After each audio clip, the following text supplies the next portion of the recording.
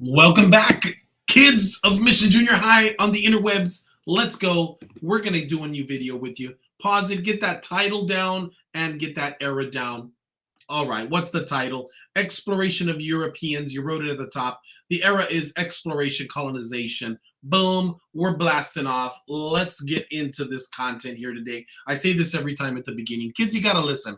Why do you have to listen? You got to listen to my silly voice because you got to get the info. You got to get the stories. So you got to use your AirPods and your earbuds. But you also have to pause and rewind. Don't just stare at it like your phone at night, but really pause and rewind to get the answers that you need, yeah? You got to do that. Also, use my notes. Follow those notes. I'm going to lead you to the promised land. Hallelujah, brother. So use those notes to get your answers, all right? Good deal. So let's start with our vocab. First thing, write those vocab in the left side. Hit that pause button. Yep, you're back. I'm going to say them one time. Number 1, New World. 2, colonization. 3, political. 4, furs and pelts. 5, Christianity. 6, Catholicism. Great. Let's get into the content. So what do you got to know? Well, by the time we finish, can you identify the era of time in this U.S. history? Oh, yes, you can. And more importantly, can you explain why Europeans colonized the New World in North America? That's the big question. Of course you can, because you're awesome. Let's get into the content. The big 3, I call them, come to the New World. Who are the big 3? Well, let's start with the Americas. Look at the map. See the Americas? North and South America. This is the Americas. We call this the New World. Remember Columbus? Remember, he was looking for that fast route. He was going to Asia, looking for the goods, looking for the products. He lands in the New World. He's important because he opens the door to the Europeans to come on over to the New World. So now we call Europe the Old World. So the Old World is now going to come to the New World. So these big 3, you see them on the map right there. England, France, and Spain. They are going to explore and colonize the New World. So this is going to beg the question, why? What brought them over? Remember those pull factors? Do you remember the pull factors? What's pulling them over to the New World from Europe? What's bringing them over? Let's look at that.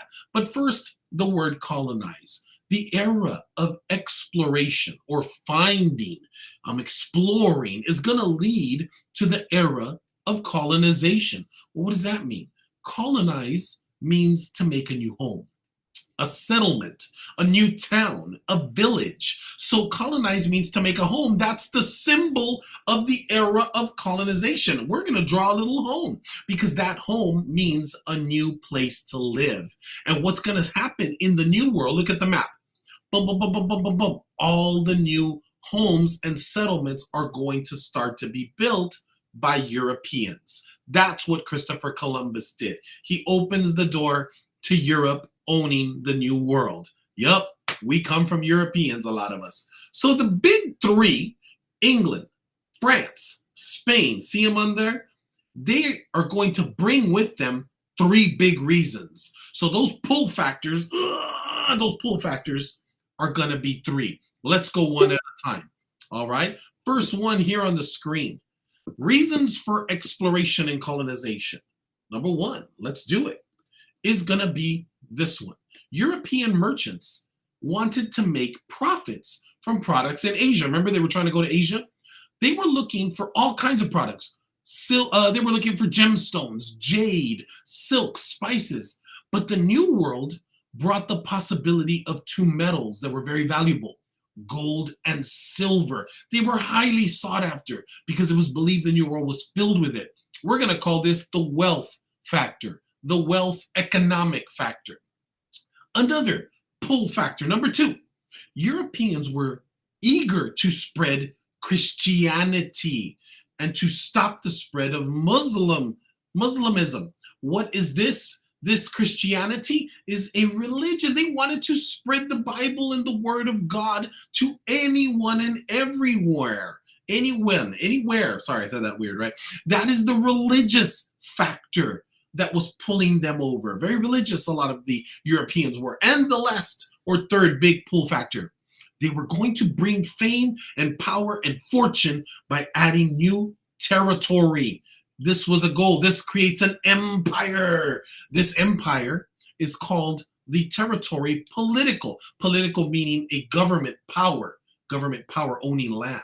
Now, you know these from seventh grade a little bit. Boom, watch the screen. Boom, G, gold is the wealth. The economics, God is the religion. And the last one, you know it? Boom, the glory. Territory, empire, political. Gold, God, and glory. Now, we do use the triple G's, but we must know the other words that we call them by. They are more appropriate. Okay, the gold, God, and the glory reasons brought them over. Good, good, good.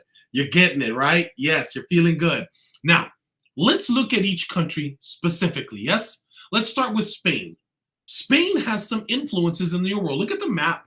Look at how much territory Spain ends up controlling in the New World. They control the most territory. All the south, the southwest Mexico, Florida even. They control so much land. What that is their glory reason, their empire reason. They have a lot of land. Let's look at their religious reason. What is Spain's religious reason? Do you recognize that little guy? He's dressed a certain way, right? Do you see that building? This is a Spanish influence of religion. This is a priest, a monk, and that building is called a, wait for it, a mission. What? That is the name of our town. These are religious Spanish influences. They were a religious type of Christianity that is called Catholicism. Catholic. It is a form of Christianity. Then their wealth reason was gold. Spaniards were obsessed with gold. Columbus himself thought the New World was filled with gold when he first landed in the West Indies. Even though he didn't find any, he was severely disappointed. But gold was always on his mind for wealth. These are the specifics of the Spanish influence in the New World. You got them? Yes?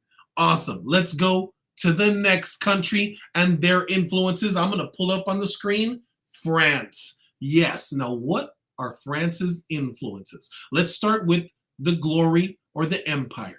Now, France controlled a lot of land too.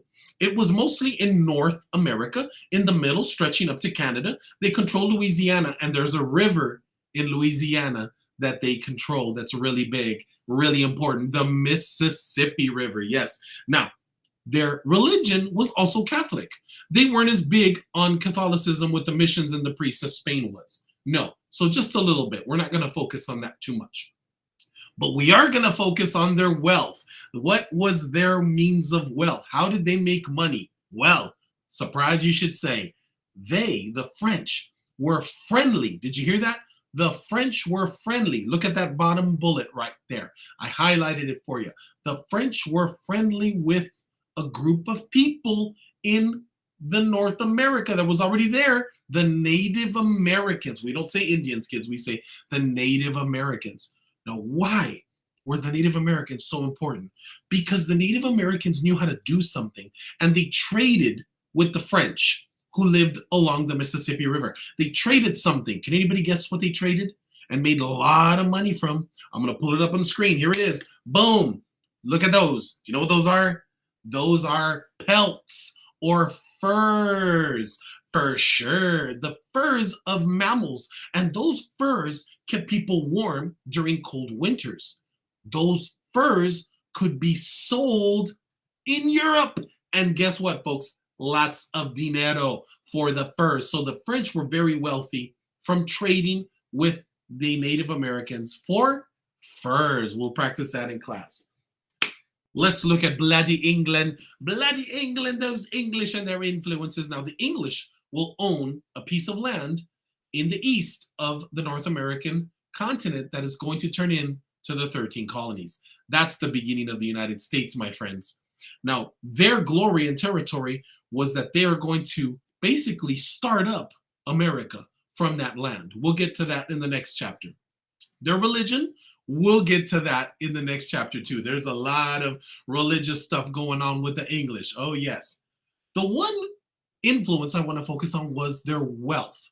How did the English control wealth in the New World? Funny you should say, because their wealth system was very different than just looking for gold like the Spanish or trading for furs. Ho, ho, ho, ho, ho. England had a really sophisticated way. There it is at the bottom. Look at the blue box. Their wealth system is called mercantilism.